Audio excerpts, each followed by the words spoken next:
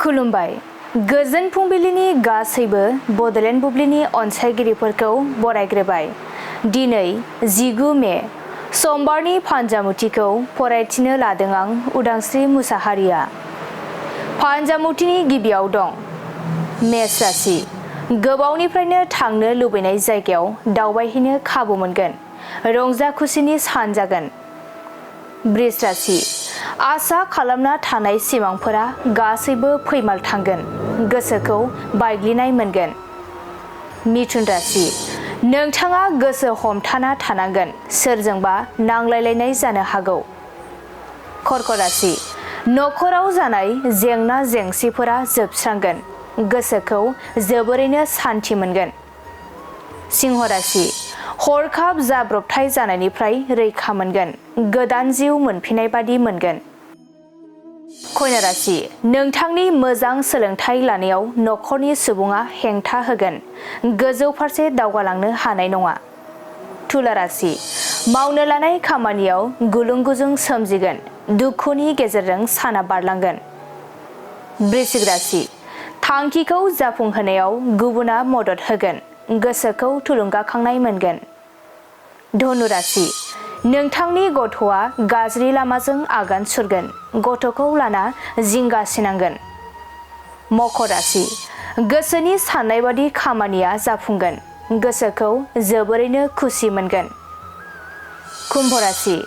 नोंथाङा मोजां मोननायजों नागारना थांजानो हागौ। दुखु दाहानि सान जागोन। मीन राशि। रां आरजिना लानो थाखाय मोजां सान। बेफार फालांगि खालामोब्ला मुलाम्फा जागोन। दिनै सानसेनि राशि फरायथिनायाबो एसेनोसै। आसा खालामो नोंथांनि दिनैनि साना मोजाङै मोजां थांगोन। बेखौ बडलेण्ड बुब्लि नखरनिफ्राय मिजिंथिबाय। गोजोन्थों।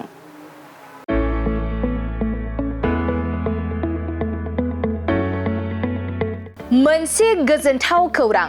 बर' सावथुन नायनो मोजां मोनग्रा रायजो राजाफोरनि थाखाय मोनसे गोजोनथाव खौरां।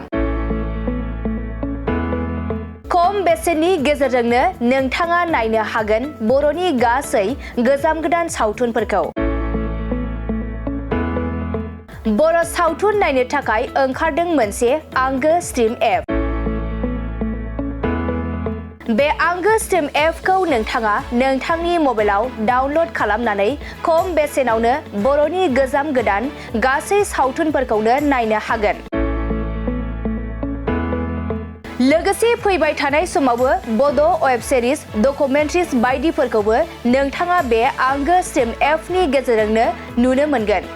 बेनि अनगायैबो बर' सावथुननि दिहुनगिरिफोराबो बे आंगो स्ट्रिम एपआव गाव गावनि सावथुनखौ आपल'ड होनो थाखाय खौरां लाहरनो हागोन। आरो जाय बिथांमोननि सावथुनफोरा इउटुबाव पाब्लिश जायाखै बिथांमोनाबो बे एपआव आपल'ड होनो थाखाय खौरां लाहरनो हागोन। बेनिखायनो बर' सावथुननि दिहुनगिरि बिथांमोनहा गाव गावनि सावथुनखौ बे आंगो स्ट्रिम एपआव आपल'ड होनो गोसो दंब्ला नैबे 7086320938 जानबुं नम्बराव खौरां लाहरनो हागोन।